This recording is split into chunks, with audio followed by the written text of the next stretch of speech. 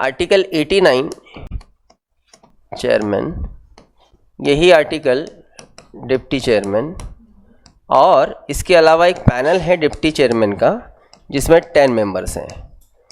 और अगर ये 10 मेंबर्स भी अगर प्रेजेंट नहीं है तो फिर कोई भी कॉमन मेंबर में से एक मेंबर ये हाउस का उस दिन का जो है वो चेयरमैन बनेगा। एक बात बहुत क्लियर कर लो कि अगर यहाँ पे पहले तो मैं आपको ये बता दूं कि इनमें से ऑफिशियल चेयरमैन कौन है। इनमें से ऑफिशियल चेयरमैन जो है वो एक तो चेयरमैन है और दूसरे डिप्टी चेयरमैन है। इसके अलावा ये जो पैनल के 10 मेंबर हैं इन्हें हम लोग ऑफिशियल चेयरमैन नहीं बोलेंगे। मतलब अगर वो चेयरमैन पोस्ट पे आ भी जाए ना एक दिन के लिए, फिर भी वो ऑफिशियल चेयरमैन नहीं है, और ऑफकोर्स मेंबर में से तो कोई तो नहीं है। एकदम क्लियर करो एक बात को, अगर किसी भी कारण चेयरमैन और डिप्टी चेयरमैन ये दोनों पोस्ट जो है वो अब्सेंट है उस दिन, तो ही इन पैनल के 10 मेंबर से कोई या फिर जनरल मेंबर से कोई भी एक उस दिन चेयरमैन बनेगा, स्पीकर का पोस्ट देखेगा।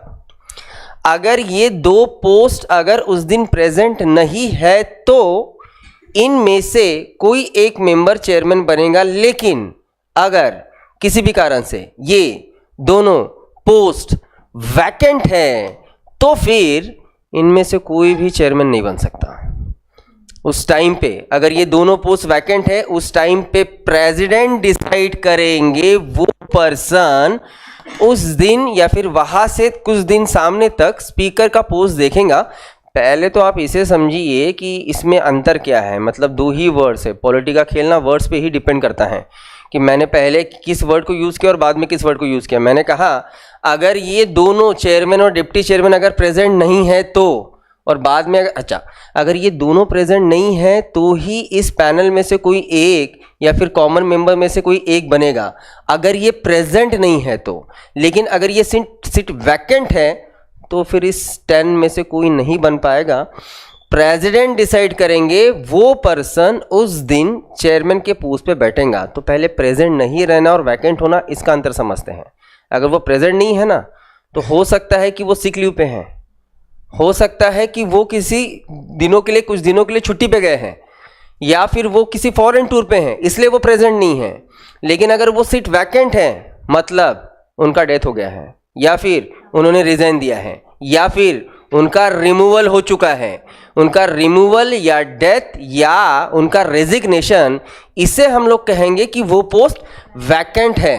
तो अगर वैकेंट होगी दोनों पोस्ट तो प्रेसिडेंट विल डिसाइडेड कि कौन नेक्स्ट चेयरमैन बनेगा।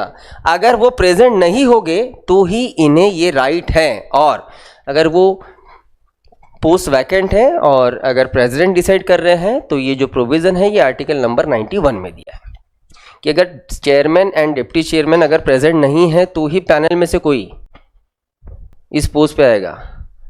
लेकिन अगर ये सीट्स वैकेंट हैं तो प्रेसिडेंट रह सकता है, 10 में से भी रह सकता है या फिर कोई कॉमन मेंबर से भी रह सकता है, लेकिन खुद होके कोई नहीं आएगा सामने, प्रेसिडेंट डिसाइड करेंगे। Removal of chairman, article 90। भले हमने लिखा है कि removal of chairman of Rajya Sabha, लेकिन हम जिन्हें भी पोस्ट से रिमूव कर रहे हैं उसके लिए जो भी प्रोविज़न है, तो पहली बात एक ही पर्सन है, एक ही पर्सन दो पोस्ट संभाल रहे हैं, एक वाइस प्रेसिडेंट और दूसरा चेयरमैन ऑफ राज्यसभा। हम जब उस पर्सन को रिमूवल के लिए जो भी प्रोसेस चलाते हैं तो पहली बात हम कभी भी चेयरमैन ऑफ राज्यसभा इस नाम से उन्हें पोस्ट से नहीं हटा सकते हैं। हम एज अ वाइस प्रेसिडेंट इसी नाम से उन्हें पोस्ट से हटा सकते हैं। तो कॉन्स्टिट्यूशन में चेयरमैन ऑफ राज्यसभा के रिमूवल के लिए कोई प्रोसीजर नहीं दिया है। जो प्रोसीजर दी है वो दिया है वाइस प्रेसिडेंट का रिमूवल के लिए। तो सीधा सीधा बात है भाई, आप पहली बात तो वाइस प्रेसिडेंट को रिमूव करो या फिर चेयरमैन को रिमूव करो, दोनों पोस्ट तो वैकेंट हो ही जाएंगी ना, क्योंकि एक ही तो पर्सन है जो दोनों पोस्ट संभाल रहा है, ठीक है। लेकिन कॉन्स्टिट्यूशनल प्रोविजन ये कहता है कि जो 90 ए आर्टिकल में जो रिमूवल प्रोसेस दिया है वो वाइस प्रेसिडेंट का दिया है, वो आपके चेयरमैन का नहीं दिया है, ठीक है। इस बात को क्लियर करो। जब हमने सैलरी देखा था तो सैलरी में देखो मैंने आपको कहा था कि वाइस प्रेसिडेंट को सैलरी मिलता है क्या? नहीं मिलता है। उन्हें जो 4 लाख रुपए मिलते हैं वो as a chairman of Rajya Sabha, है ना। तो दोनों में थोड़ा सा इसको समझ लिए। रिमूवल भी उनका जो रहेगा वो चेयरमैन के नाम से नहीं, चेयरपर्सन के नाम से नहीं, तो वाइस प्रेसिडेंट के नाम से। ठीक, पहले हम लोग प्रोसीजर देखते हैं कि किस तरीके से वो प्रोसीजर चलता है। अगर वाइस प्रेसिडेंट को अगर पोस्ट से हटाना है तो इसके लिए जो हम लोग रिजोल्यूशन रखेंगे कि भाई वाइस प्रेसिडेंट का रिमूवल ज़रूरी है, तो इसके लिए जो प्रोसीजर चलेगी, इसके लिए जो रिजोल्यूशन रखा जाएगा, वो कभी भी पहले राज्यसभा में ही रिजोल्यूशन आएगा, वो पहले लोकसभा में नहीं जा सकता, उसको राज्यसभा में ही रखना पड़ेगा। यहाँ देखो राज्यसभा के पावर हमें लोकसभा से थोड़ा सा ऊपर दिखते हैं, वो पहले राज्यसभा में ही आएगा, वो लोकसभा नहीं जाएगा। हम पूरे प्रोसीजर को पहले फिनिश कर लेते हैं, उसके बाद हम लोग एक मज़ेदार चीज़ देखेंगे, ठीक है। दूसरी बात, चलो कंपेयर करते हुए जाते हैं। प्रेसिडेंट हमने पढ़ लिया है, प्रेसिडेंट का इम्पीचमेंट मतलब उनका रिमूवल। जब उनका रिमूवल था तो पार्लियामेंट के किसी स्पेसिफिक हाउस में पहले वो रिजोल्यूशन आ रहा था, कोई भी हाउस में, लोकसभा और राज्यसभा, कोई प्रॉब्लम नहीं। लेकिन वाइस प्रेसिडेंट के लिए पहले वो राज्यसभा में ही आएगा। दूसरी बात, जब हमने प्रेसिडेंट का पोस्ट वैकेंट करने के लिए इम्पीचमेंट चलाया, रिमूवल सिस्टम जो भी चलाया, तो उसके लिए कुछ स्पेसिफिक रीजन कॉन्स्टिट्यूशन बताता है, और वो है वायलेशन ऑफ कॉन्स्टिट्यूशन। अगर प्रेसिडेंट के ऊपर ये एलिगेशंस लगते हैं वायलेशन ऑफ कॉन्स्टिट्यूशन के, तो ही उनके ऊपर इम्पीचमेंट चल सकता है। उसी तरीके से वाइस प्रेसिडेंट को भी इनको रिमूव करने के लिए कुछ स्पेसिफिक रीजंस कॉन्स्टिट्यूशन बता रहा है क्या? तो बिल्कुल नहीं, बिल्कुल नहीं। कोई रीजन, कोई खास रीजन कॉन्स्टिट्यूशन नहीं बताता है कि हमने क्यों उनका रिमूवल करना है। तो ये दो अंतर देख लो। प्रेसिडेंट के लिए रिजोल्यूशन कोई भी हाउस में आ सकता था, वाइस प्रेसिडेंट के लिए लेकिन पहले राज्यसभा में ही आ रहा है, ये एक बात। दूसरी बात कि प्रेसिडेंट को निकालने के लिए, हटाने के लिए रीजन रखा गया था, violation of constitution. Vice president के लिए ऐसा कोई रीजन नहीं है। तीसरी बात, प्रेसिडेंट को पोस्ट से हटाने के लिए हमने जो प्रोसेस चलाया था, उस प्रोसेस को हमने नाम दिया था इम्पीचमेंट। इन्हें पोस्ट से हटाने के लिए कोई इम्पीचमेंट प्रोसेस नहीं चलता है, सिंपल प्रोसेस चलता है। तीनों अंतर एकदम सही तरीके से लिखो। पहली बात ना, फर्स्ट, प्रेसिडेंट किसी भी हाउस में आ सकता है, वाइस प्रेसिडेंट राज्यसभा है। प्रेसिडेंट के लिए स्पेसिफिक रीजन है, वाइस प्रेसिडेंट के लिए नो रीजन। थर्ड, प्रेसिडेंट को रिमूवल प्रोसेस को हम लोग इम्पीचमेंट कहते हैं, वाइस प्रेसिडेंट पे इम्पीचमेंट नहीं लगता। पहले हम लोग वो पूरा प्रोसीजर देख लेते हैं। अगर वाइस प्रेसिडेंट को पोस्ट से हटाना है तो उस रिमूवल के लिए वाइस प्रेसिडेंट को 14 डेज बिफोर नोटिस देना जरूरी। ऐसा नहीं है कि भाई जब जिसे लग रहा है वो रिजोल्यूशन ला रहा है, नहीं, ऐसा नहीं होगा। वाइस प्रेसिडेंट को 14 डेज के पहले जो है वो नोटिस देना पड़ेगा कि भाई साहब तैयार रहिए, हम आपके खिलाफ ना रिमूवल प्रोसीजर रख रहे हैं, ठीक है। तो 14 दिन पहले तो पहले उन्हें नोटिस देना पड़ेगा। नोटिस को 14 दिन हो गए तो फिर वो रिजोल्यूशन सबसे पहले आएगा राज्यसभा। प्रोसेस देख लेते हैं, प्रोसीजर देख लेते हैं कि किस हाउस में किस हिसाब से वो पास होना चाहिए। अगर हम लोग रिजोल्यूशन रख रहे हैं तो रिजोल्यूशन अगर वो पास होता है तो हम लोग कहेंगे ना कि हाँ ठीक है वो पास हो गया, अब वो सामने जाएगा। अगर वो वही रिजेक्ट हो गया तो मामला खत्म। तो पास होने के लिए बेसिकली क्या कॉन्स्टिट्यूशनल प्रोसीजर बताई गई है। जब राज्यसभा में वो रिजोल्यूशन आएगा तो राज्यसभा में वाइस प्रेसिडेंट के रिमूवल का रिजोल्यूशन राज्यसभा में इफेक्टिव मेजॉरिटी से पास होना जरूरी। अब हम जब राज्यसभा में चलेगा तो उस दिन इस हाउस के स्पीकर के पोस्ट पे कौन बैठने वाला है। नो डाउट जो रहेगा वो चेयरमैन तो रहेगा, लेकिन मामला ये है कि जो उस हाउस का चेयरमैन है भाई उसी के ऊपर तो रिमूवल का प्रोसेस चल रहा है। तो जब उसी के ऊपर रिमूवल का प्रोसेस चल रहा है तो वो उस दिन का स्पीकर रह सकता है, रह पाएगा? लगता है आपको? अरे कैसे रहेगा? मतलब वही बोलेंगे हाँ ठीक है भाई लाओ रिजोल्यूशन लाओ, चलो देखते हैं पास होता है क्या। वही स्पीकर है, वही चांस दे रहा है बोलने के लिए, ऐसे थोड़ी होगा। जब राज्यसभा में ये प्रोसीजर चलेंगी उस दिन वो जो ओरिजिनल चेयरमैन है, वो ओरिजिनल चेयरमैन उस दिन का स्पीकर का काम नहीं देख पाएगा। उस दिन बेसिकली हाउस के जो डिप्टी चेयरमैन हैं वो रहेंगे उस हाउस के स्पीकर, और जो ओरिजिनल चेयरमैन हैं वो उस हाउस में बैठ सकते, कोई प्रॉब्लम नहीं, वो कॉमन मेंबर में बैठेंगे, कॉमन मेंबर में वहां पे बैठेंगे। बाकी जो डिप्टी चेयरमैन है वो रहेंगे स्पीकर। ठीक है, अब यहां जो ओरिजिनल चेयरमैन है उनके ऊपर एलिगेशंस लगाए जाएंगे, उसके ऊपर डिस्कशन होगा, डिबेट होगा, और फिर बात आएगी उसके ऊपर वोटिंग की। तो वोट पढ़ के जब वैसे भी हमने वहां पे मांगा है कि इफेक्टिव मेजोरिटी से पास होना जरूरी है, तो वोटिंग तो होगा। तो जब वोटिंग होगा तो उस वोटिंग में समझ के चलते हैं कि वो वोटिंग का फर्स्ट राउंड है। तो जब उसके ऊपर फर्स्ट राउंड चल रहा है, तो जिसके ऊपर ये प्रोविजन चल रहा है, ये प्रोसीजर चल रही है रिमूवल की, मतलब जो ओरिजिनल चेयरमैन है, वो ओरिजिनल चेयरमैन उस वोटिंग में वोट कर पाएगा क्या? हाँ, नहीं, नहीं, पक्का, कंफर्म? जब उसे हटाने का ये जो रिमूवल प्रोसेस चल रहा है और जब उसके ऊपर वोटिंग हो रहा है, तो जो ओरिजिनल चेयरमैन है, ओरिजिनल चेयरमैन फर्स्ट राउंड पे वोट नहीं कर पाएगा। उसका एक ही रीजन है, ये रीजन नहीं है कि भाई उसी के ऊपर तो ये रिमूवल का प्रोसेस चल रहा है तो हम उसको वोट करने का राइट कैसे दे, ये रीजन ही नहीं है, बिल्कुल नहीं। रीजन ये है कि वो उस हाउस का मेंबर नहीं है, और वो मेंबर नहीं होने के कारण वो फर्स्ट राउंड में वोट नहीं कर सकता, बिल्कुल नहीं कर सकता। लेकिन अगर जो वोटिंग हुए उस वोटिंग पे अगर इक्वल वोट पड़े तो अब मामला हो जाएगा कास्टिंग वोट का, राइट? अगर उस रिजोल्यूशन पे अगर इक्वल वोट पड़े, जब उसके ऊपर कास्टिंग वोट देने की नौबत आएगी, मतलब सेकेंड राउंड की नौबत आएगी, तो सेकेंड राउंड में फिर वो जो ओरिजिनल चेयरमैन है, ओरिजिनल चेयरमैन, पहली बात तो वो स्पीकर नहीं है आज, जो ओरिजिनल चेयरमैन है वो सेकेंड राउंड में वोट कर पाएगा क्या? जो नहीं करेगा, ठीक है, बिल्कुल वो नहीं कर पाएगा। लेकिन क्यों नहीं कर पाएगा? क्योंकि वो आज के हाउस में काम करते समय वो स्पीकर नहीं है। कास्टिंग वोट देने का राइट किसे है? सिर्फ स्पीकर को। तो जब ऐसी सिचुएशन आई तो उस कंडीशन में अपना कास्टिंग वोट, मतलब सेकंड राउंड में वोट करने का जो राइट रहेगा वो इसे रहेगा जो डिप्टी चेयरमैन है और जो आज का स्पीकर है। ठीक है, तो जब रिमूवल का प्रोसेस चलता है, जिसके ऊपर ये चल रहा है, वो चेयरमैन ना उस प्रोसेस के फर्स्ट राउंड में वोट करता है, ना ही वो सेकेंड राउंड में वोट करता है।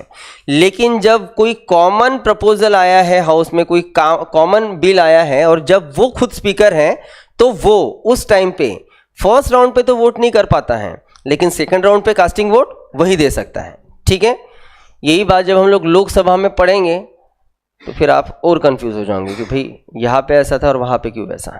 हाउस में रहता है, वो मेंबर में बैठेगा, कॉमन मेंबर में। ठीक है, उस दिन स्पीकर नहीं हो पाएगा वो।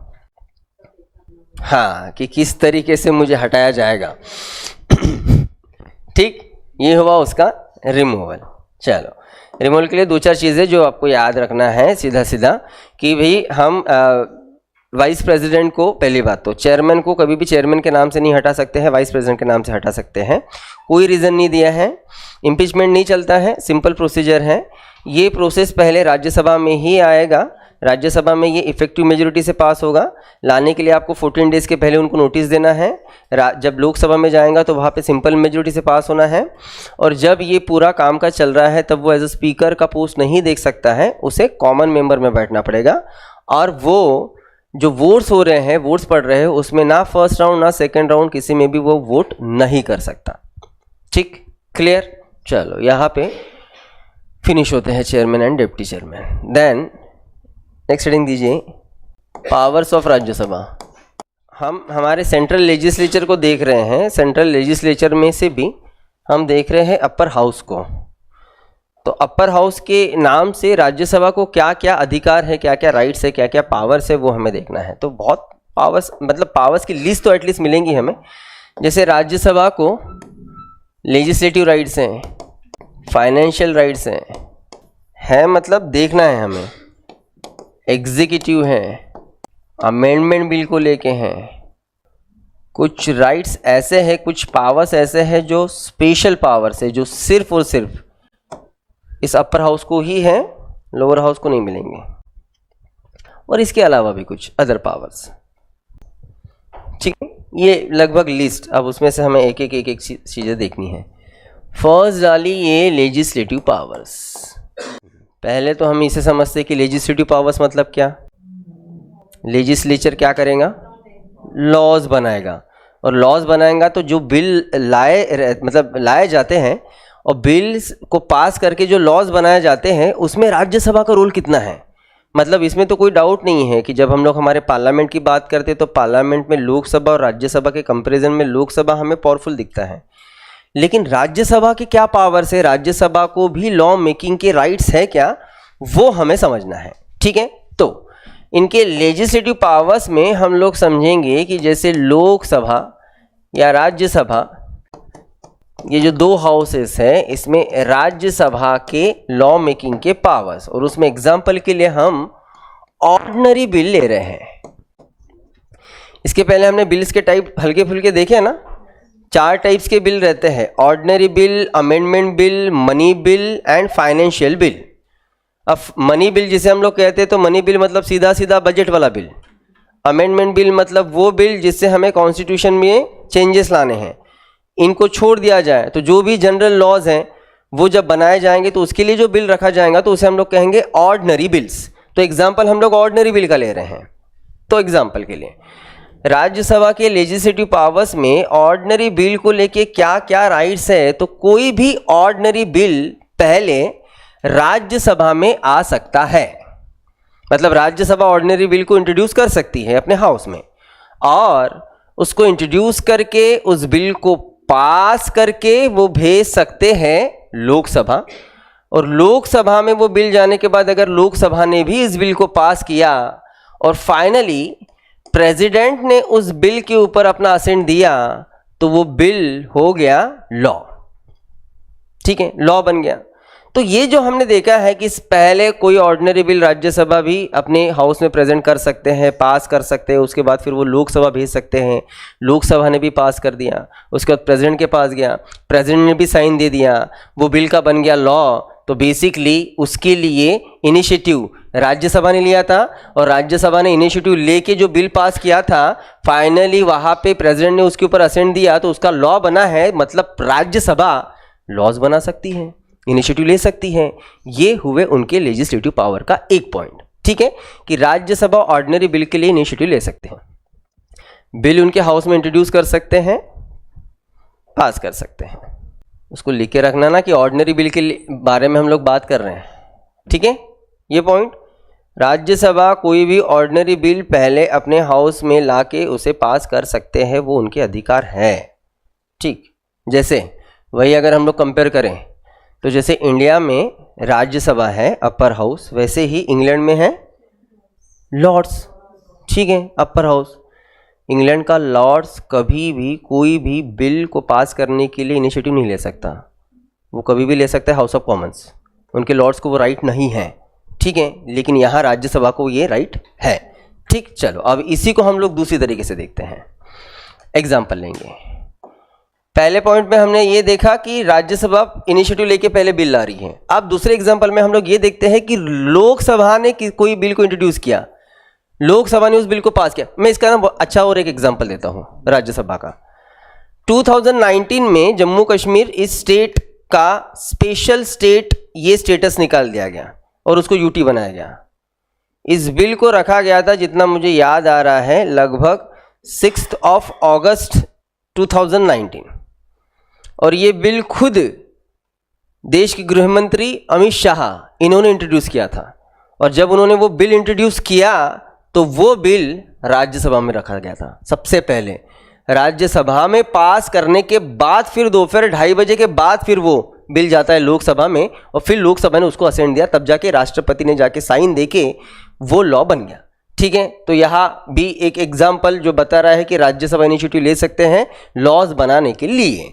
अब इसी को अलग तरीके से देखते हैं कि समझ के चलते कि लोकसभा ने पहले उनके हाउस में कोई ऑर्डिनरी बिल प्रेजेंट किया है और उस बिल को लोकसभा ने पास कर दिया। चलो, लोकसभा ने पास किया हुआ बिल अब जाएगा राज्यसभा।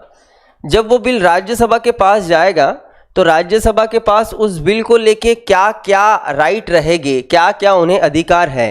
तो एक, राज्यसभा उस बिल को पास कर सकती है, या राज्यसभा उस बिल पे कुछ मतलब जिसको हम लोग कहेंगे कि खामियां निकाल के उस बिल को रिटर्न कर सकते हैं, या फिर राज्यसभा उस बिल को रिजेक्ट कर सकती है, या राज्यसभा विदाउट एनी एक्शन उस बिल को 6 मंथ तक अपने पास रख सकती है विदाउट एनी एक्शन। समझेगी एक चीज, पास करना रिटर्न करना, हाँ कोई प्रॉब्लम नहीं। कोई भी मिनिस्टर किसी भी हाउस में बैठ सकता है, मेंबर भी बैठ सकता है, कोई प्रॉब्लम नहीं है। बिल रख सकते हैं, डिस्कशन कर सकते हैं, डिबेट कर सकते हैं, मारापीटी कर सकते हैं, सब कर सकते हैं, बस एक चीज़ छोड़ के, अगर वो उस हाउस का मेंबर नहीं है तो वो वोट नहीं कर सकता, बस बाकी सब कुछ कर सकता है ना। मेंबर ऑफ पार्लियामेंट है ना, वो तो लोकसभा राज्यसभा में जाके बैठ सकता है, कोई इशू नहीं। ठीक है, अब ये देखिए यहाँ पे हमने जो 4 ऑप्शंस रखे हैं, पहले बिल रखा था लोकसभा में, लोकसभा ने पास कर दिया। हम देख रहे हैं राज्यसभा के लेजिस्लेटिव पावर्स, तो लोकसभा ने पास किया हुआ बिल जब राज्यसभा के पास आता है तो राज्यसभा के पास 4 ऑप्शन है। फर्स्ट ऑप्शन, उन्होंने बिल अगर पास कर लिया तो ठीक है भाई, क्लियर है मामला, सीधा जाएगा वो प्रेसिडेंट के पास, प्रेसिडेंट ने साइन दे दिया, लॉ बन गया। यहाँ फिर से ये मेकिंग ऑफ लॉ में इनका रोल दिख रहा है, ठीक है। या फिर लोकसभा ने पास किया हुआ बिल जब राज्यसभा के पास आ रहा है तो राज्यसभा उस बिल में कुछ खामियां निकाल के उस बिल को वापस भी भेज सकती है, रिटर्न कर सकती है, बोल सकती है कि नहीं भाई ये जो चीज़ें ना आप उनको चेंज कीजिए। इन्होंने जो भी खामियां निकाली है और खामियां निकाल के उस बिल को जो रिटर्न किया है वो मानना लोकसभा पे कंपलसरी नहीं है। उस लोकसभा उस बिल को जैसे के वैसे पास करके फिर से राज्यसभा भेज सकती है और राज्यसभा उस हिसाब से फिर सामने एक्शन ले सकती है, लेकिन उस बिल को रिटर्न करने का राइट राज्यसभा को है, उनके लेजिस्लेटिव पावर्स में ये भी पॉइंट आएगा। थर्ड पॉइंट, लोकसभा ने पास किया हुआ बिल जब राज्यसभा के पास जाता है तो राज्यसभा उस ऑर्डिनरी बिल को, यहां हमने स्पेसिफिक लिखा है कि वो बिल ऑर्डिनरी है, उस ऑर्डिनरी बिल को सीधा रिजेक्ट कर सकती है, मतलब सीधा उसको मना कर सकती है। बिल अगर राज्यसभा ने या फिर उस हाउस ने उसको रिजेक्ट किया तो वो बिल वहीं पे मर गया, खत्म, उस बिल का कोई अस्तित्व नहीं है, उस बिल का बिल्कुल कोई अस्तित्व नहीं है। तो अगर राज्यसभा ये अगर किसी बिल को रिजेक्ट कर सकती है तो ये भी तो उनके लेजिस्लेटिव पावर्स दिखाते हैं ना। जैसे बड़ा सिंपल सा मैं आपको एग्जांपल दे दूं इसको लेके भी, 2010-11 में हमारे देश में बहुत ही बेहतरीन एक मूवमेंट चला था जिसको हम लोग कहते हैं जन Lokpal bill movement. Anna Hazare and team, उन्होंने एक बिल इंट्रोड्यूस करने की कोशिश नहीं की, उन्होंने डिमांड की थी कि देश में लोकपाल सिस्टम आप जल्द से जल्द लाइए। लोकपाल को लेके इसके पहले हमारी बात हुई ना इंडिया में। अच्छा, पहली बात तो ये लोकपाल क्या है, लोकपाल एक पोस्ट है। लोकपाल पोस्ट किस लिए है, तो कंट्री में जो भी मिनिस्टर्स और ऑफिसर्स की तरफ से जो भी करप्शन चलते हैं उस करप्शंस की इंक्वायरी करके उन्हें पनिश करने के लिए एक ये पोस्ट है। मतलब ये पोस्ट दुनिया भर में है, दुनिया भर में इसे बस हम लोग अलग अलग नामों से जानते हैं। यही जिसे हम लोग इंडिया में लोकपाल कह रहे हैं, इसी पोस्ट को स्कैंडिनेवियन कंट्रीज में, स्कैंडिनेवियन कंट्रीज मतलब स्वीडन, नॉर्वे, फिनलैंड, इन कंट्रीज में इसे कहा जाता है अम्यूजमेंट सिस्टम। यही लोकपाल सिस्टम जिसे हम लोग लोकपाल कह रहे हैं या फिर स्कैंडिनेवियन कंट्रीज उसे अम्यूजमेंट सिस्टम कह रहे हैं, इसी पोस्ट को रशिया, चाइना या फिर वो कंट्रीज ना जो सोशलिस्ट कंट्रीज हैं, सोशलिस्ट कंट्री उसे कहते हैं प्रोक्यूरेटर सिस्टम। मैं इसलिए बता रहा हूं कि ये सिस्टम लगभग दुनिया भर में है। तो इंडिया में भी इसी तरीके से लोकपाल सिस्टम रहना चाहिए। इसको लेके हमने सबसे पहले बिल इंट्रोड्यूस किया था लोकसभा में 1968 से हमारी कोशिश की इंडिया में भी लोकपाल रहे, 1968 से लेके 2010 तक लोकपाल नाम का बिल 10 बार रखा गया था पार्लियामेंट में, लेकिन कभी वो पास नहीं हो पाया।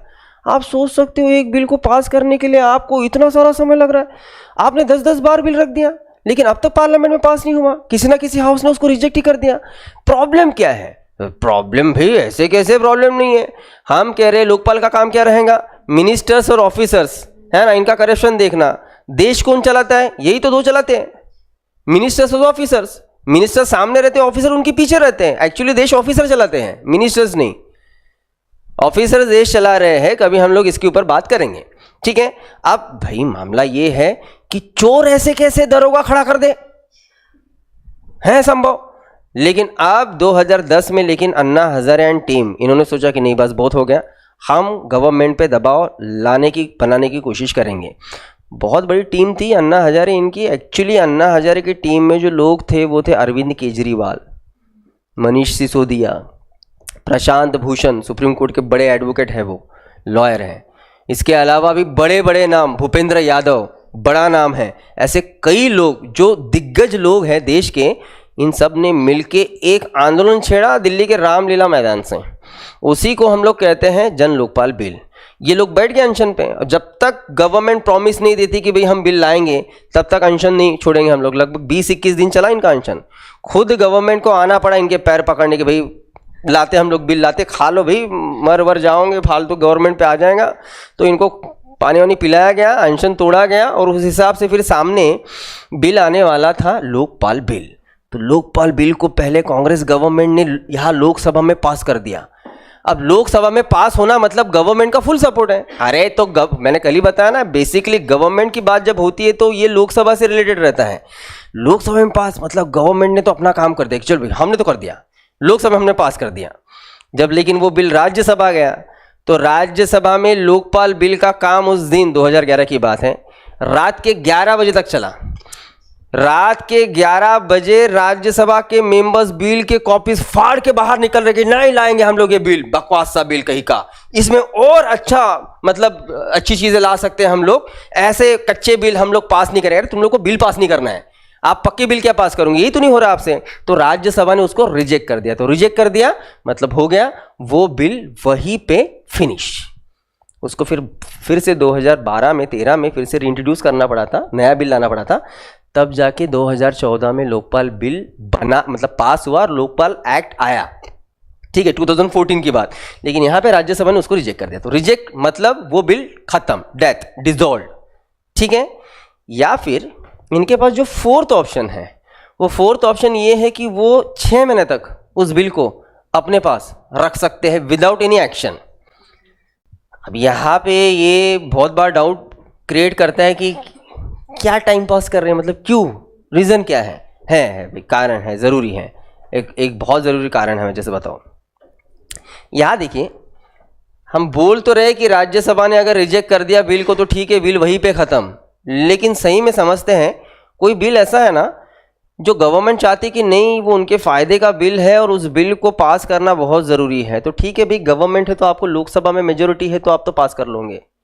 वो बिल जब राज्यसभा जाएगा तो राज्यसभा उसको रिजेक्ट भी कर सकती, कोई प्रॉब्लम नहीं। लेकिन एक दिक्कत है ना, अगर राज्यसभा ने रिजेक्ट किया तो बिल तो वहीं पे मर गया। लेकिन हमारे राष्ट्रपति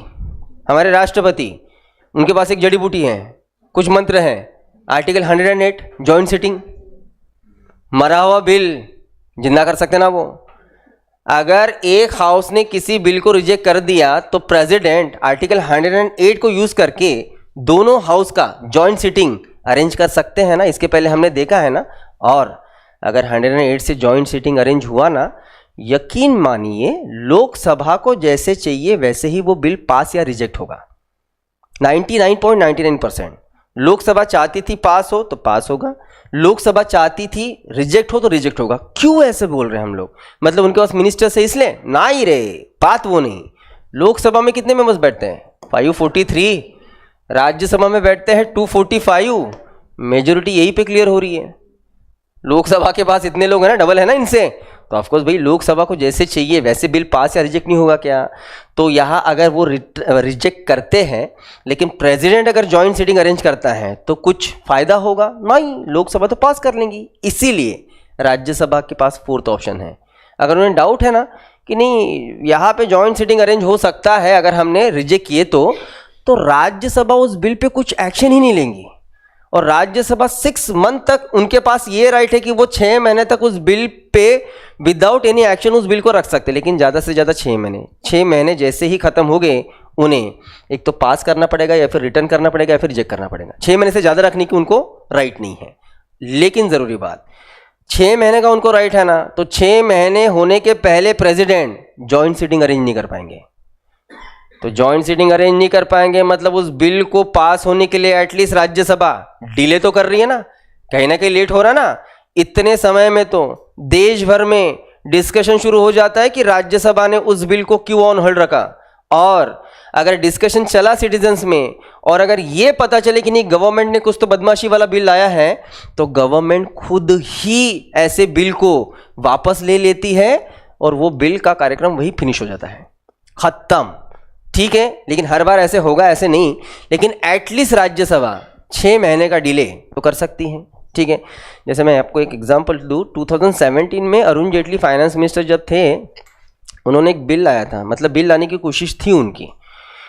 बिल ऐसा था, उसका नेचर ऐसा था कि बैंकिंग को लेके था कि अगर कोई बैंक डिसॉल्व होती है, कोई बैंक अगर बैंकक्रप्ट होती है, तो बैंक में जितने भी पैसे जो अकाउंट होल्डर है, भाई सीधा सीधा जो अकाउंट होल्डर के जितने पैसे हैं, वो बिल ऐसा था कि वो बैंक को राइट मिलेगा कि वो पैसे यूज करके वो खुद को खड़ा कर पाएंगी। वाह, मतलब लोगों के पैसे आप दान दे रहे हो बैंक को, आपके बैंक से भी, पब्लिक सेक्टर बैंक से मैक्सिमम आप संभालो, आपको क्या करना है। वो बिल इस तरीके से पास होने वाला था।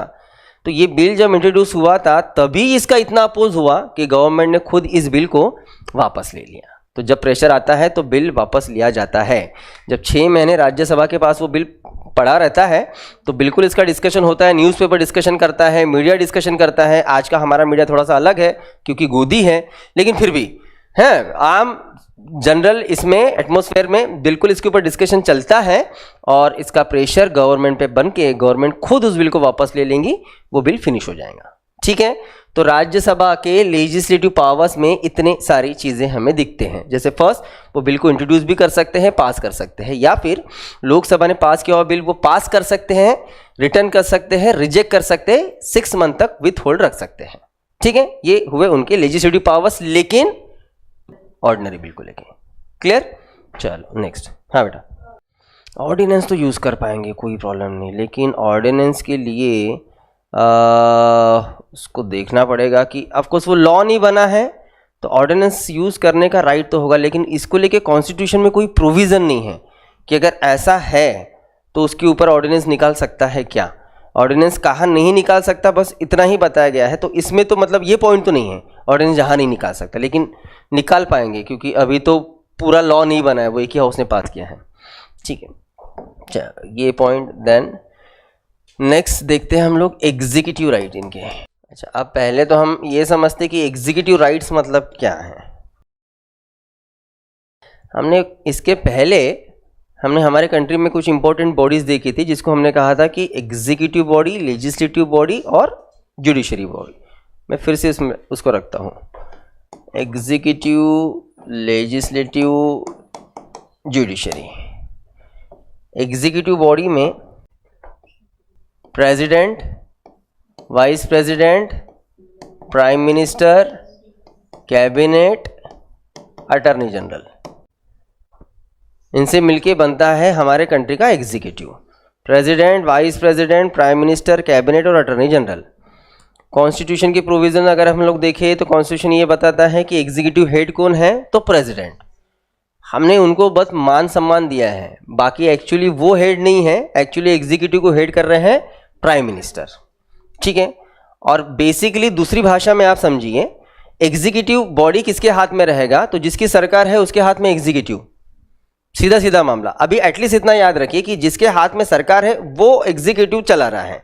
तो भाई जो भी देश का प्रधानमंत्री है उसके हाथ में सरकार है, वो एग्जीक्यूटिव बॉडी का एक्चुअली हेड है। ठीक, दूसरी बात लेजिस्लेटिव। तो लेजिस्लेटिव मतलब भाई वो तो ये बॉडी होगी जिनको लॉज बनाने का राइट है। तो लेजिस्लेटिव बॉडी में 2 ही आएंगे, लोकसभा एंड राज्यसभा।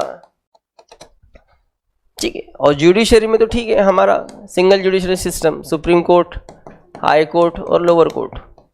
देखिए, जब पार्लियामेंट्री सिस्टम बना और या फिर जब ये सिस्टम बना ना, तो बेसिकली कुछ रूल्स थे। रूल्स क्या हैं, अगर पार्लियामेंट्री सिस्टम के रूल्स देखें तो पार्लियामेंट्री सिस्टम के रूल्स ये हैं, ये एक बड़ा बॉडी है लेजिस्लेटिव बॉडी, ये एक छोटा बॉडी है। अब जैसे देखो ना, लेजिस्लेटिव बॉडी में एक जो हाउस है लोकसभा, उसमें 543 मेंबर्स बैठ रहे हैं, राज्यसभा में 245 मेंबर्स।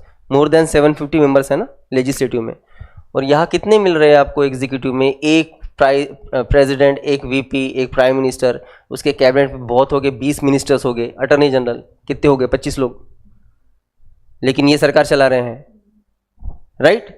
बेसिकली पार्लियामेंट्री सिस्टम इस बेसिस पे है कि लेजिस्लेचर या फिर लेजिस्लेटिव बॉडी एग्जीक्यूटिव बॉडी पे कंट्रोल रखेंगे, जो कि ज़रूरी है, बहुत ज़रूरी है। हम कहते हैं कि डेमोक्रेटिक कंट्री में हमें हमारा रिप्रेजेंटेटिव चुनने का, हमारी सरकार चुनने का राइट है, कहते ना हम लोग। वोट मैंने भी किया, लेकिन हो सकता है कि मैंने जिसको वोट किया वो रिप्रेजेंटेटिव नहीं आया हो चुन के। दूसरी बात, वोट जिसे मैंने किया वो चुन के तो आया है, लेकिन उसके पार्टी की सरकार नहीं है, तो फिर जिनकी सरकार है उस सरकार पे इस पूरे बॉडी का कंट्रोल जरूरी हो जाएगा ना, क्योंकि यहाँ तो जो लोग चुन के आए हैं वो तो अलग अलग लोगों ने चुन के दिए हैं। किसी ने बीजेपी को चुना है, किसी ने कांग्रेस को चुना है, किसी ने और किसी को चुना है, लेकिन यहाँ तो पार्टी किसी स्पेसिफिक, मतलब पावर्स किसी स्पेसिफिक पार्टी के पास है ना। तो बेसिकली इस लेजिस्लेटिव बॉडी का एग्जीक्यूटिव पे कंट्रोल रहना बहुत ज़्यादा ज़रूरी है।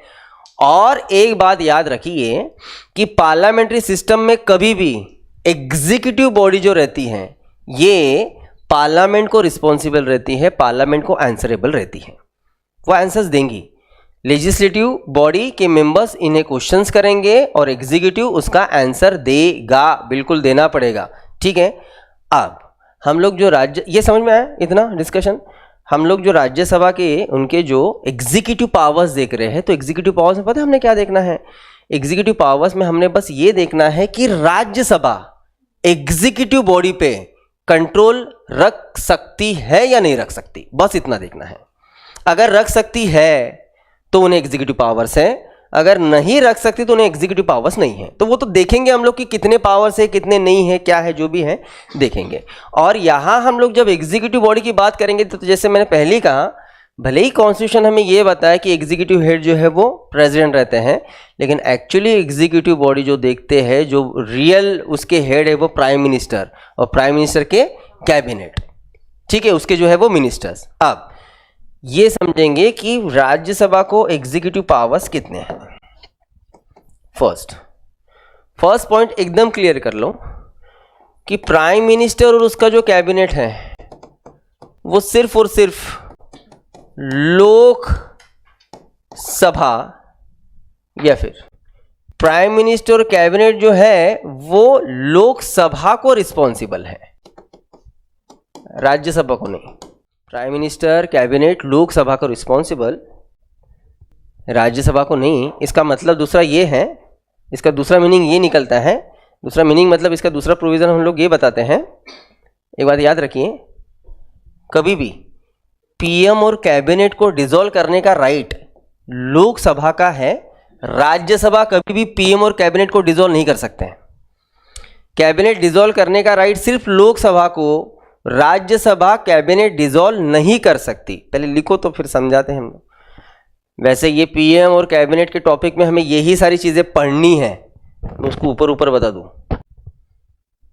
2 पॉइंट्स हमने देखे हैं कि कैबिनेट ये कॉमनली रिस्पॉन्सिबल लोकसभा को है, राज्यसभा को नहीं है, और कैबिनेट डिसॉल्व करने का राइट ये सिर्फ लोकसभा को है, राज्यसभा को नहीं है। तो ये जो डिसॉल्यूशन है कैबिनेट का, उसको हम लोग समझने की कोशिश करते हैं। आओ, लोकसभा में टोटल मेंबर्स बैठ रहे हैं 543। किसी भी पॉलिटिकल पार्टी को अपनी सरकार बनानी है तो एटलीस्ट उन्होंने कितने सीट्स जीतना जरूरी है? हाफ प्लस 1 मतलब 272। एग्जाम्पल लेंगे, एग्जाम्पल 2024 के इलेक्शन में किसी भी पॉलिटिकल पार्टी को क्लियर मेजॉरिटी नहीं है, मतलब बीजेपी भले ही सरकार में है लेकिन बीजेपी को क्लियर मेजॉरिटी नहीं है। अभी जो सरकार चल रही है वो अलायंस की सरकार चल रही है। 2019 में उनको क्लियर मेजॉरिटी था, 543 में से 303 सीट्स जीते थे बीजेपी ने। 2014 में भी क्लियर मेजॉरिटी था, 543 में से 282 सीट्स जीते थे। लेकिन यहाँ इस 2024 के इलेक्शन में बीजेपी ने जो सीट्स जीते हैं वो जीते हैं 240। तो लगभग मेजॉरिटी से वो 32 सीट्स दूर हैं, लेकिन फिर भी उनको क्योंकि उन्होंने बाकी पॉलिटिकल पार्टी से अलायंस बन के अपनी सरकार बनाई है, ठीक है। इसमें एक मेजर सपोर्ट दिया है बिहार से नीतीश कुमार इन्होंने, और दूसरा जो मिला है वो साउथ इंडिया से चंद्रबाबू नायडू। और इनके सपोर्ट के चलते इनके पास अभी 272 प्लस सीट्स हैं, ठीक। तो इनकी सरकार चल रही है। एग्जाम्पल लेंगे, कल चल के अगर नीतीश कुमार या चंद्रबाबू नायडू इनके साथ मोदी जी की किसी भी बात को लेके अनबन हो गई, जो कि अलायंस के सरकार में बहुत कॉमन है, ये चलते रहता है। 2 दिन पहले का ही नोटिफिकेशन था कि अब ये बातें चल रही है बिहार में कि नीतीश कुमार के ऊपर प्रेशर बनाया जा रहा है कि आप सीएम के पोस्ट से रेजिग्नेशन दे दीजिए, बीजेपी अपना बंदा सीएम बनाना चाहती है। ऑफ कोर्स ऐसा होगा तो भी नीतीश कुमार अलायंस तोड़ देगा, और तोड़ देगा तो कहीं ना कहीं यहाँ से उनके सीट्स कम हो जाएंगे ना, कम हो जाएंगे। अब एग्जाम्पल लेते हैं, एग्जाम्पल समझ के चलो कि अभी पार्लियामेंट के सेशन चल रहे हैं और ये देश भर में चर्चा चल रही है कि नीतीश कुमार और चंद्रबाबू नायडू बीजेपी से काफ़ी नाराज हैं, काफ़ी खफा है, कभी भी ये सरकार से बाहर निकल सकते हैं। ऐसा अगर डिस्कशन चल रहा है, ऐसा अगर सिचुएशन आ गया तो इसका पूरा फायदा उठाएगा अपोजिशन, और अपोजिशन इसका फायदा उठाने के लिए वो एक रिजोल्यूशन, एक मोशन ला सकते हैं, जिस मोशन को हम लोग कहते हैं no confidence motion. No confidence motion लाया जा सकता है अपोजिशन के तरफ से। ये बस ये चेक करने के लिए रहता है कि हाउस का इस गवर्नमेंट पे कॉन्फिडेंस है या नहीं है। अब बस एक बात आप क्लियर रख दीजिए कि अपोजिशन ये जो मोशन लाएगा, नो कॉन्फिडेंस मोशन, ये सिर्फ और सिर्फ लोकसभा में ही आ सकता है, वो राज्यसभा में नहीं जा सकता है। वो राज्यसभा कभी नहीं जा सकता, वो लोकसभा में ही जा सकता है। क्यों? क्योंकि कैबिनेट ये कॉमनली सिर्फ लोकसभा को रिस्पॉन्सिबल है, राज्यसभा को नहीं। ये पॉइंट लिखा आपने। और दूसरा, बस लोकसभा ही कैबिनेट को डिसॉल्व कर सकती है, राज्यसभा नहीं, ठीक है। तो ये जो मोशन है ये आएगा लोकसभा में। अगर लोकसभा को गवर्नमेंट पे कॉन्फिडेंस है, ऐसा अगर ये रिजोल्यूशन पास हुआ तो ये सरकार कंटिन्यू रहेंगी। लेकिन अगर लोकसभा का इस गवर्नमेंट पे कॉन्फिडेंस नहीं है, रिजोल्यूशन ऐसा पास हुआ, सरकार को उसी दिन रेजिग्नेशन देने पड़ेंगे। रेजिग्नेशन, अब एग्जांपल लेते हैं। बीजेपी 240 थी, दोनों जिनको अलायंस जिन्होंने दिया उनके मिला के 272 हो गए थे, ठीक है। इनकी सरकार बन रही थी। इस कंडीशन में जो 272 के ऊपर इनके सपोर्टर है, इस कंडीशन में अगर नो कॉन्फिडेंस मोशन रखा जाए और वोटिंग हो जाए तो ऑफ कोर्स सरकार के फेवर में 272 इतने वोट पड़ेंगे। अगेंस्ट में कितने पड़ सकते हैं? 271 इतने ही पड़ेंगे ना। तो ये जो मोशन है नो कॉन्फिडेंस मोशन, ये रिजेक्ट हुआ क्योंकि 272 वोट्स गवर्नमेंट के फेवर में पड़े हैं। समझ में आई क्या बात? फेवर में पड़े हैं। लेकिन हमने क्या सिचुएशन उठाई कि नीतीश कुमार और चंद्रबाबू नायडू सरकार पे कुछ खास खुश नहीं है, प्रॉब्लम चल रही है। और जब ये मोशन आया, इन्होंने अगर उस टाइम वोटिंग करते समय गवर्नमेंट के खिलाफ वोटिंग किया तो मामला ये हो जाएगा कि बीजेपी अपने साइड से वोट कर करके 240 ही वोट कर पाएंगी, और सारे वोट उनके अगेंस्ट जाएंगे ना। तो सारे वोट जो अगेंस्ट जाएंगे तो वो तो लगभग 300 के ऊपर जा रहे हैं। तो अब 300 के वोट इस मोशन के फेवर में, और खुद को बचाने के लिए 240 वोट गवर्नमेंट के, बीजेपी के, मतलब ये मोशन पास हुआ, राइट। मोशन जिस दिन पास हुआ उस दिन गवर्नमेंट को रिजाइन करना पड़ेगा। तो क्या किया है लोकसभा ने? कैबिनेट को डिसॉल्व। ये डिसोल्यूशन ही तो है जो लोकसभा कर रही है। लोकसभा चेक करी, भाई हम चेक करेंगे आपके ऊपर कॉन्फिडेंस है कि नहीं है। कॉन्फिडेंस है तो कंटिन्यू रहोगे, नहीं है आपको आज के आज दिन रेजिग्नेशन करना पड़ेगा। तो लोकसभा इस तरीके से कैबिनेट को डिसॉल्व कर सकती है, ठीक है। अब ये जो हम लोग देख रहे हैं, इससे तो समझ में आ रहा है कि लोकसभा तो अच्छा खासा कंट्रोल कैबिनेट पर रखती है, लेकिन राज्यसभा इनको डिसॉल्व नहीं कर सकती है। राज्यसभा किसी मिनिस्टर को भी हटा नहीं सकती है।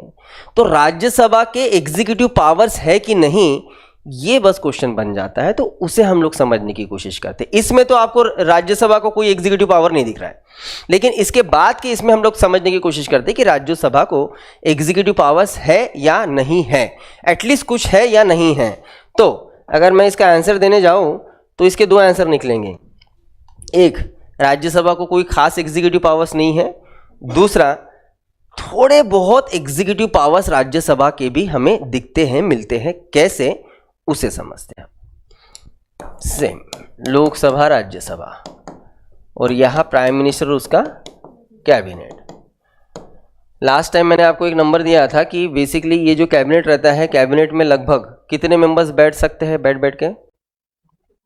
कैबिनेट मतलब पूरा minister of council of minister of council.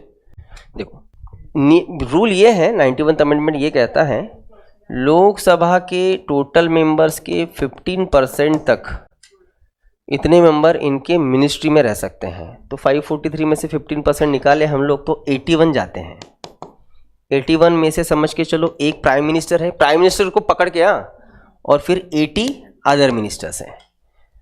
80 other ministers में फिर उसमें से कुछ कैबिनेट मिनिस्टर्स है, कुछ स्टेट मिनिस्टर्स है, कुछ डिप्टी मिनिस्टर्स है, अलग अलग मिनिस्ट्री हमें मिलेंगे। बस इतना समझिए, ये जो 81 जितने भी मिनिस्टर्स है, ये सारे के सारे मिनिस्टर्स जब प्राइम मिनिस्टर अपॉइंट करते हैं तो बिल्कुल भी प्राइम मिनिस्टर के ऊपर ये कंपल्शन नहीं है कि वो सारे के सारे मिनिस्टर्स लोकसभा के ही मेंबर्स ले। नहीं, वो कुछ लोकसभा के तो कुछ राज्यसभा के भी मेंबर्स लेते हैं। अरे लेना पढ़ना जरूरी है, लेना पड़ेगा उनको, उन्हें लेना जरूरी हो जाएगा। अब क्यों लेना जरूरी हो जाएगा ना, उसको हम लोग समझते हैं।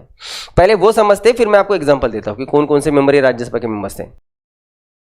भले ही गवर्नमेंट को लोकसभा में मेजोरिटी है और उन्होंने पूरे के पूरे मिनिस्टर्स अगर लोकसभा से ही उठाए तो ठीक है, आप वैसे भी आपको लोकसभा में मेजोरिटी है तो आप तो बिल पास करोगे, कोई प्रॉब्लम नहीं है। लेकिन अगर आपने कुछ राज्यसभा के मेंबर्स को भी मिनिस्ट्री दिया तो उसका फायदा पता क्या होगा?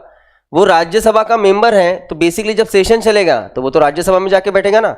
राज्यसभा में जाके बैठेगा तो बेसिकली जो गवर्नमेंट पॉलिसी लाना चाहती है, जो गवर्नमेंट प्रोग्राम लाना चाहती है, जो गवर्नमेंट रिजोल्यूशन मोशन बिल लाना चाहती है, वो मिनिस्टर जो राज्यसभा का मेंबर है वो गवर्नमेंट को प्रमोट कर सकता है ना राज्यसभा में। भाई गवर्नमेंट के फायदे की तो बात है ना। राज्यसभा का मेंबर अगर उन्होंने अपने मिनिस्ट्री में रखा तो एंड ऑफ द डे वो बैठेगा तो राज्यसभा में, तो एटलीस्ट गवर्नमेंट के पॉलिसीज को रिप्रेजेंट करने का काम वो मिनिस्टर करेगा ना यहाँ पे। तो कोई भी गवर्नमेंट है, आज अब तक देश में 18th लोकसभा चल रही है, आज तक किसी भी गवर्नमेंट ने ये फालतू काम नहीं किए कि उनके गवर्नमेंट में, उनके कैबिनेट में सिर्फ लोकसभा के ही मेंबर है। नहीं, हर एक गवर्नमेंट ने लोकसभा के साथ साथ राज्यसभा के मेंबर को भी मिनिस्ट्री दिया है, वो भी मिनिस्टर्स थे। जैसे एग्जांपल लेंगे 2014 के 16th लोकसभा जो चल रही थी, मोदी जी जब फर्स्ट टाइम आए थे 2014 में, तो उनके मिनिस्ट्री का सबसे पावरफुल मिनिस्टर मोदी जी के अलावा अरुण जेटली थे, फाइनेंस मिनिस्टर। अरुण जेटली जो मोदी के गवर्नमेंट में फाइनेंस मिनिस्टर थे, इतनी बड़ी मिनिस्ट्री उनके हाथ में थी, राज्यसभा के मेंबर थे, राज्यसभा के मेंबर थे, लोकसभा के नहीं थे। और एक एग्जांपल उसी लोकसभा का लेते हैं, उसी मिनिस्ट्री में, उसी कैबिनेट में फिर से कैबिनेट मिनिस्टर के नाम से जो एजुकेशन मिनिस्टर थे वो थी स्मृति ईरानी, और स्मृति ईरानी ये भी राज्यसभा की मेंबर थी, लोकसभा की नहीं। तो अब क्लियर, राज्यसभा के कुछ मेंबर भी इस कैबिनेट में मेंबर मतलब मिनिस्टर्स रह सकते हैं। ठीक है, अब हम लोग इससे समझते हैं बस कि किस तरीके से राज्यसभा इस कैबिनेट पे अपना कंट्रोल रख पाएगी। तो एग्जाम्पल 81 जो टोटल मिनिस्टर्स हैं, एग्जाम्पल के लिए उसमें से 51 लोकसभा से हैं और 30 जो है वो राज्यसभा से है।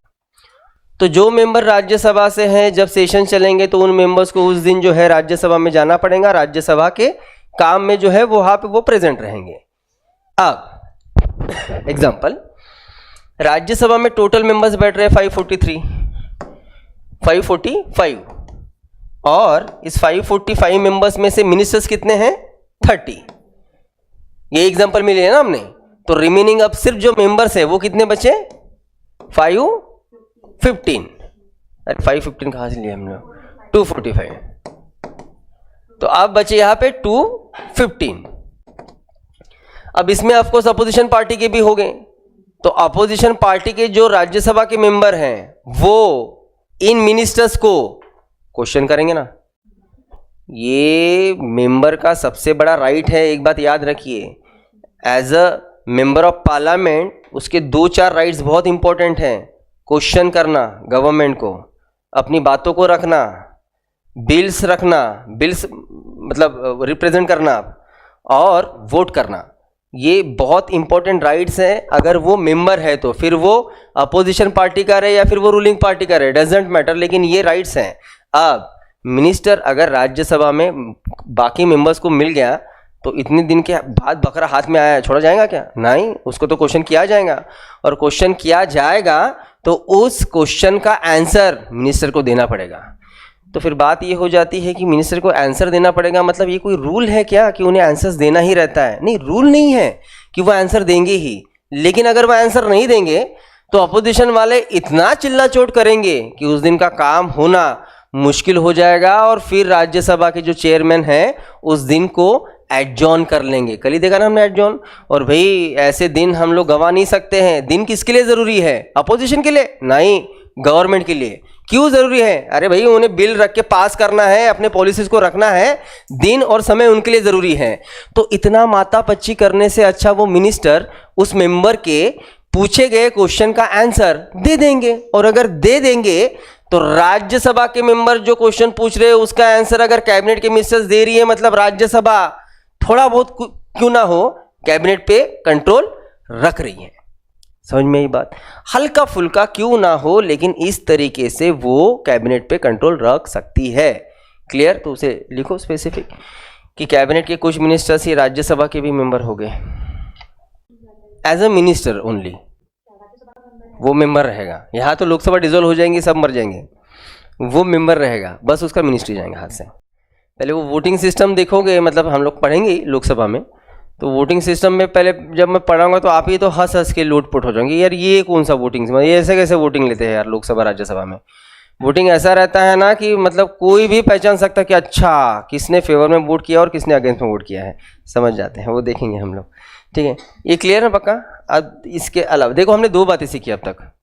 पहली बात कि कैबिनेट ये कॉमनली रिस्पॉन्सिबल बस लोकसभा को है, राज्यसभा को नहीं है, और कैबिनेट को डिसॉल्व करने का राइट भी सिर्फ लोकसभा को है, राज्यसभा को नहीं है।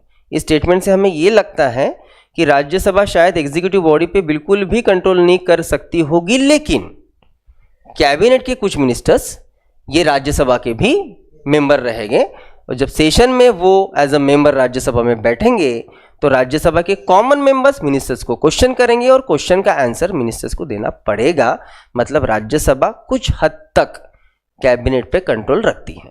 ठीक, क्लियर? अब इसी बात को हम लोग सामने लेके चलते हैं कि जैसे हमने कहा कि यहाँ इस कैबिनेट में से कुछ मिनिस्टर्स राज्यसभा के मेंबर है तो वो राज्यसभा में जाएंगे। तो एग्जाम्पल ये हमने 30 है, मतलब 51 तो लोकसभा के मेंबर्स हैं। हो सकता है इस 51 में प्राइम मिनिस्टर भी है, बाकी भी मिनिस्टर्स हैं। एक बात एकदम क्लियर रखो, प्राइम मिनिस्टर और बाकी कोई भी मिनिस्टर ये राज्यसभा का मेंबर रहे या ना रहे, उन लोगों को राज्यसभा में जाना ही रहता है और अपने पॉलिसी को वहां पे इंट्रोड्यूस करना ही रहता है। अब बड़ा कॉमन सा एग्जांपल दूं, तभी हमने देखा कि जब जम्मू कश्मीर को लेके जब एक बिल इंट्रोड्यूस हुआ था तो वो पहले हुआ था राज्यसभा में। अब मैंने ये बताया कि राज्यसभा में वो बिल किसने रखा था? 11 बजे जिस दिन, उस दिन 6 अगस्त को जब वो काम शुरू हुआ पार्लियामेंट का, तो राज्यसभा में बिल इंट्रोड्यूस करने वाले जो पर्सन थे वो थे अमित शाह। अमित शाह थे उस टाइम पे होम मिनिस्टर, और अमित शाह ये लोकसभा के मेंबर थे, राज्यसभा के नहीं थे। समझ में आई बात? तो इसका मतलब क्या है, जाना ही पड़ा ना होम मिनिस्टर को राज्यसभा। भाई उसको अगर राज्यसभा का समर्थन चाहिए, उसको राज्यसभा का सपोर्ट चाहिए, तो प्राइम मिनिस्टर या बाकी कोई भी मिनिस्टर जो राज्यसभा का मेंबर नहीं है उसे जाना पड़ेगा ना। मैंने तभी आपको इस बात का आंसर दे दिया। कोई भी पर्सन, कोई भी मिनिस्टर, कोई भी मेंबर वो उस हाउस का मेंबर नहीं भी है तो भी वो जा सकता है, बिल रख सकता है, डिस्कशन कर सकता है, डिबेट कर सकता है, हर चीज कर सकता है, वोट नहीं कर सकता। बिल रख सकता है, कोई प्रॉब्लम नहीं। तो नेक्स्ट पॉइंट ये है कि प्राइम मिनिस्टर रहे या फिर कोई भी मिनिस्टर रहे, वो अगर राज्यसभा का मेंबर नहीं भी है तो भी उन्हें अपने पॉलिसीज का सपोर्ट लेने के लिए राज्यसभा में जाना पड़ेगा। और सीधा मामला है, फिर अगर वो जाएंगे तो फिर से वही बात है, रोज रोज तो आते नहीं प्रधानमंत्री साहब। अब आए हैं तो मेंबर क्वेश्चन पूछेंगे, और क्वेश्चन पूछेंगे तो उन्हें भी उस क्वेश्चंस के आंसर्स देने पड़ेंगे। तो इस तरीके से भी राज्यसभा हल्का फुल्का कैबिनेट पे कंट्रोल रखेंगे। डन? तो लिखो ये पॉइंट। प्राइम मिनिस्टर या कोई भी मिनिस्टर अगर राज्यसभा के मेंबर्स नहीं भी हैं, हाँ बिल्कुल, इंदिरा गांधी 1966 राज्यसभा के मेंबर जो प्राइम मिनिस्टर थी, डॉक्टर मनमोहन सिंह 2004 राज्यसभा के मेंबर्स थे जो प्राइम मिनिस्टर थे, एस.डी. देवेगौड़ा 1996 राज्यसभा के मेंबर थे जो प्राइम मिनिस्टर थे। तो बिल्कुल ऐसे नहीं, 1996 एस.डी. देवेगौड़ा, 2004 हाँ सेम टाइम पे वो मेंबर राज्यसभा के थे लेकिन देश के प्राइम मिनिस्टर थे, मतलब लोकसभा में, मतलब राज्यसभा में बेटा, राज्यसभा में, इधर नहीं, लोकसभा में नहीं। जिस हाउस के मेंबर हैं उस हाउस में वोटिंग बीटिंग वो दूसरे हाउस में नहीं कर पाएंगे। ठीक है, क्लियर। थर्ड पॉइंट हमने रखा, थर्ड पॉइंट, अगर वो उस हाउस का मेंबर नहीं भी है तो भी उन्हें राज्यसभा जाना पड़ेगा, मतलब राज्यसभा इस हिसाब से भी कंट्रोल रख पाएंगे। बस एक बात को याद रखो। फोर्थ पॉइंट जो बहुत ज़्यादा रिलेवेंट नहीं है लेकिन समझना ज़रूरी है, पार्लियामेंट के हाउस में जब भी कोई बिल, मतलब जब भी मिनिस्टर कोई बिल रखता है उस बिल को हम लोग कहते हैं पब्लिक मेंबर बिल, मतलब गवर्नमेंट का है वो, इसलिए पब्लिक मेंबर बिल।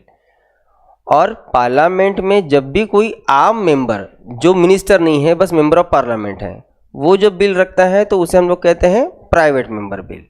और ये हमने 4 दिन पहले ही पढ़े हैं जब हम लोग प्रेसिडेंट के वेटो पढ़ रहे थे, राइट। इसको मैंने क्लियर कर दिया था, फिर भी हम लोग बाद में भी देखेंगे, डोंट वरी। पार्लियामेंट में जितने बिल्स आते हैं उसमें से 99% बिल्स ये पब्लिक मेंबर बिल रहते हैं, मतलब वो मिनिस्टर ने रखे हुए बिल रहते हैं। प्राइवेट मेंबर बिल बहुत रेयर आते हैं लेकिन कम आते हैं। मतलब बिल रखने का काम किसका है? मिनिस्टर्स का। एक बात याद रखिए, अगर किसी मिनिस्टर ने, खुद प्रधानमंत्री ने बिल रखा है या फिर कोई भी फाइनेंस मिनिस्टर है, डिफेंस मिनिस्टर है, कोई भी मिनिस्टर है, अगर उसने लोकसभा में बिल रखा और लोकसभा में बिल अगर पास नहीं हुआ, अगर रिजेक्ट हो गया तो वो कैबिनेट मतलब इनका सबका मिला के जो ग्रुप है उसे हम लोग कह रहे हैं कैबिनेट, वो कैबिनेट रेजिग्नेशन दे सकते हैं, रिजाइन कर सकते हैं। क्यों कर सकते हैं समझते हैं हम लोग। पहले इसे तो समझिए कि अगर मिनिस्टर ने वो बिल लोकसभा में रखा था और लोकसभा ने उस बिल को रिजेक्ट कर दिया तो पूरा का पूरा कैबिनेट मिलकर रेजिग्नेशन दे सकता है। लेकिन अगर वही बिल किसी मिनिस्टर या फिर प्राइम मिनिस्टर ने राज्यसभा में रखा था और अगर राज्यसभा ने उसे रिजेक्ट कर दिया तो कोई भी बेवकूफ कैबिनेट भी रिजाइन नहीं करेंगी। यहां क्यों नहीं करेंगी और यहां क्यों कर सकते हैं, मैं ये नहीं बोला कि करते हैं करके, मैंने ये कहा कि कर सकते हैं, उसको समझते हैं, उसको हम लोग समझते हैं। लेकिन कभी भी याद रखना, अगर राज्यसभा ने रिजेक्ट किया ना, कोई भी मिनिस्ट्री, कोई भी गवर्नमेंट ये रिजाइन नहीं करेंगे, कैबिनेट रिजाइन नहीं करेगा। अब यहाँ पे रेजिग्नेशन क्यों कर सकते हैं उसे समझते हैं। एग्जाम्पल लेते हैं। आप सोचो कि लोकसभा में 543 मेंबर्स बैठ रहे हैं, मेजोरिटी के लिए 272 चाहिए, जिनको 272 प्लस है, उनकी गवर्नमेंट, उन्हीं का कैबिनेट है ना। अब उन्होंने बिल रखा और अगर वो बिल रिजेक्ट हो रहा है तो इसका मतलब क्या है? पहली बात तो उनको क्लियर मेजोरिटी नहीं है, अलायंस की गवर्नमेंट होगी। अरे अगर उनको क्लियर मेजोरिटी है मतलब 272 प्लस ज्यादा सीट्स है ना उनके पास, बिल रिजेक्ट होने का कोई संभावना ही नहीं है भाई। आपने 272 अगर 543 में से निकाले तो कितने बचे? 271। जिस पार्टी के पास 272 है उसकी सरकार तो बनी गई, उन्हीं का कैबिनेट है, उनके अपोज में कितने हैं? 271। तो इनके बिल पास कैसे नहीं हो पा रहे हैं, रिजेक्ट कैसे हो रहे हैं? मतलब वो जो गवर्नमेंट है वो अलायंस की हो गई और उनको जो सपोर्ट कर रहे हैं वही बदमाशी कर रहे हैं। अब ये तो बात पक्का है कि ये कभी ना कभी तो डूबेंगे ना। अरे शुरुआत हो चुकी है, चिंगारी जल चुकी है। आप कभी भी कुछ भी हो सकता है, मतलब सामने कोई ना कोई नाटक करेगा। ऑफ कोर्स वो बिल अगर पब्लिक फेवर में होगा, पब्लिक फेवर में रहना जरूरी है। अगर वो बिल पब्लिक फेवर में होगा तो यहां हीरोगिरी दिखाने के लिए गवर्नमेंट, मतलब जो मेजोरिटी में वहां पे पार्टी है, वो रेजिग्नेशन दे देंगी, कैबिनेट को डिसॉल्व कर देंगे। उनको मालूम है कि वैसे भी हम लोग आज नहीं तो कल कभी ना कभी मरेंगे, लेकिन आज अगर रिजाइन देंगे तो 6 महीने के बाद डंका हमारा ही बजने वाला है। कैसे? एग्जांपल लेंगे। मैंने कहा कि अगर वो बिल पब्लिक फेवर में होगा तो देखो क्या होगा। पब्लिक फेवर का था, पब्लिक के फायदे का था, लेकिन फिर भी बिल रिजेक्ट किया तो किसने किया? अपोजिशन ने किया, और इनके साथ जो अलायंस में था उन्होंने किया। तो गवर्नमेंट पता है फिर रेजिग्नेशन के बाद अगले, क्योंकि 6 महीने का समय लगभग इलेक्शन के लिए, कैबिनेट गिरा, लगभग 6 महीने का समय है इलेक्शन के लिए, तो गवर्नमेंट का अगले 6 महीने का काम पता क्या रहेगा? ये प्रूफ करने का हमने लोगों के हक के लिए बिल लाए थे, लेकिन वो बदमाश देखो कांग्रेस वाले या फिर बाकी पार्टी, उन्होंने सपोर्ट नहीं किया हमें, वो बिल रिजेक्ट किया, इसलिए हमने रेजिग्नेशन दे दिया लोगों के लिए, हमारे लिए नहीं, लोगों के लिए दिया हमने। और इसलिए हम चाहते हैं कि इस बार हम हमारे बहुमत लाए, लोगों को भी लगेगा हाँ भाई बताओ इन्होंने हमारे लिए मतलब अच्छा के जानवर नहीं दिया, बस रेजिग्नेशन ही दिया है। और सीरियसली इसका इंपैक्ट इतना बेहतरीन होता है, उसका मैं बहुत बेहतरीन एग्जांपल मैं आपको देता हूं, बहुत अच्छा एग्जांपल देता हूं। जैसे सेंट्रल और स्टेट दोनों लेजिस्लेचर हमारे कंट्री में है। सेंट्रल में जो लेजिस्लेचर है उसे हम लोग पार्लियामेंट कहते हैं, स्टेट में जो है उसे हम लोग सिंपली स्टेट लेजिस्लेचर कहते हैं। सेंट्रल में जो लोअर हाउस है उसे हम लोग लोकसभा कहते हैं, सेम।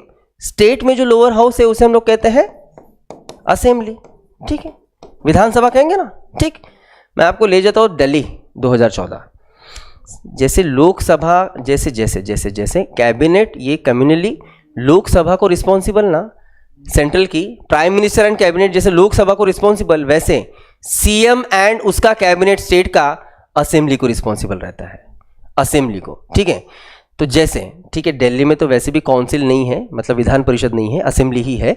लेकिन मैं 2014 आम आदमी पार्टी अरविंद केजरीवाल इनका नाटक बताता हूँ कि क्या नाटक था उनका, किस तरीके से उन्होंने बेहतरीन तरीके से रेजिग्नेशन दे के फाइनली अपनी सरकार बाद में बनाई। जैसे अभी मैंने आपको एग्जाम्पल मतलब मैंने बताया कि 2010 में जन लोकपाल बिल आया था, अन्ना हज़ारे, वो तो ठीक है बचपन से हीरो है अन्ना हज़ारे हमारे, उसका कोई प्रॉब्लम नहीं है पहले से ही।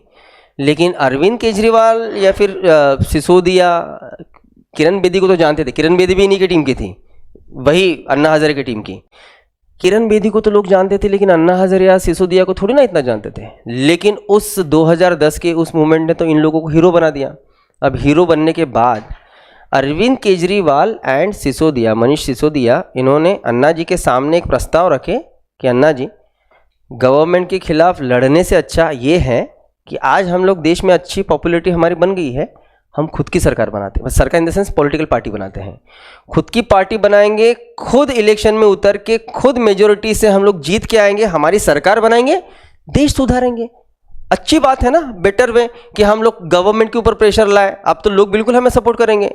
अन्ना कह रहे नहीं, क्यों, गांधीगिरी नहीं, गांधी की फॉलोअर है ना, तो गांधी जी जैसे पॉलिटिक्स से परे थे वैसे अन्ना हजारे भी। किरण बेदी ने भी बड़ा अपोज कर दिया कि ये क्या बात होगी भाई, बिल्कुल हम गवर्नमेंट में नहीं जाएंगे, बिल्कुल मतलब कीचड़ में नहीं उतरना है, दूर से साफ करना है कीचड़ को, इस तरीके से कीचड़ में नहीं उतरना है, उतरोगे तो गंदे हो जाओगे। अब इसी कारण अन्ना का वो टीम फूट गया, टूट गया, और अरविंद केजरीवाल ने डिसाइड किया कि नहीं, हम तो पॉलिटिकल पार्टी बनाएंगे। और फाइनली अरविंद केजरीवाल ने 2013-2014 में अपनी पॉलिटिकल पार्टी बनाया आम आदमी पार्टी। ये आप तो सबको पता होगा, आम आदमी पार्टी। दिल्ली के इलेक्शंस होने वाले थे, दिल्ली असेंबली के इलेक्शंस होने वाले थे, और दिल्ली का अगर हम लोग देखें तो उसके पहले मतलब 2014 तक वहाँ पे कांग्रेस की सरकार थी, सीएम थे शीला दीक्षित कांग्रेस के। उस टाइम पे बीजेपी समझ के चलो कि चलो बहुत ज़्यादा बूम में नहीं थी, अब बूम शुरू होने वाला था क्योंकि 2014 का इलेक्शन आने वाला था। तो ये जो दिल्ली असेंबली का इलेक्शन हुआ, ये इलेक्शन मतलब असेंबली में है टोटल 70 सीट्स। अब इस इलेक्शन में आम आदमी पार्टी ने अपने कैंडिडेट्स खड़े कर दिए पूरे के पूरे 70 सीट्स के लिए, बीजेपी ने अपने कर दिए, कांग्रेस ने अपने कर दिए, और भी कुछ बाकी पॉलिटिकल पार्टीज के थे।